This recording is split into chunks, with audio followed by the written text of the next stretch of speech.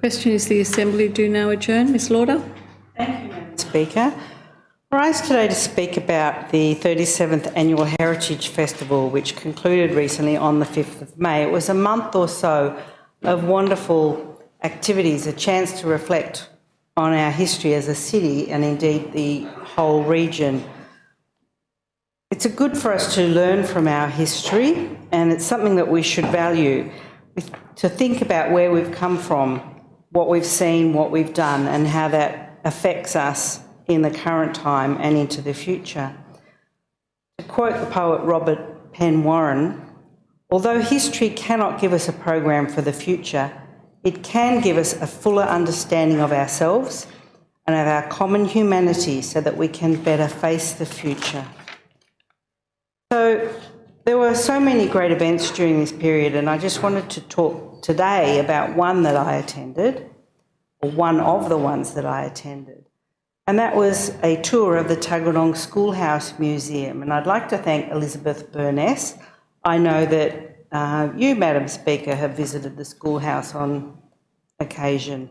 It sits on an acre of land on Simpson Hill in Chisholm, where it was built in 1880, and it was an active schoolhouse teaching kids from the area for 59 years until 1939 when the school closed, and it then became a private residence. It was open to the public as a museum, and it's been run by Elizabeth since 2011. It's in beautiful condition, and Elizabeth welcomes many school groups there and takes them through what it was like to be a school child and life in general in the late 19th and early 20th centuries. The museum is all about interacting. The kids can dress up in period costume, the teachers can dress up in period costumes, they simulate what happened in the classes, and they enjoy being shown generally all around the property. Efforts from people like Elizabeth Burnett are what make heritage in our city great. It makes it accessible for everyone, children and adults.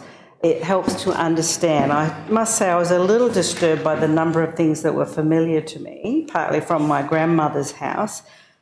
And I do recall, as a primary school student at a New South Wales public primary school in, I think, the 70s, playing Vigoro, because apparently at that time girls were not able to play cricket. We weren't capable of playing cricket, and we played Vigoro instead.